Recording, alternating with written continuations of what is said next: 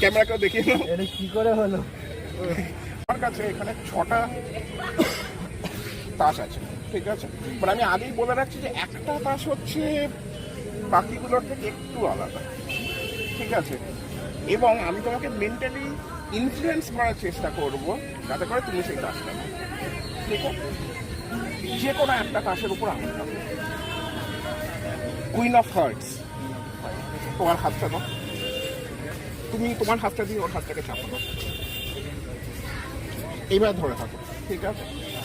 বাকি যে কটা তাস, সেই কটা তাসটার পিছনগুলো আমি তোমাকে দেখিয়ে দিচ্ছি।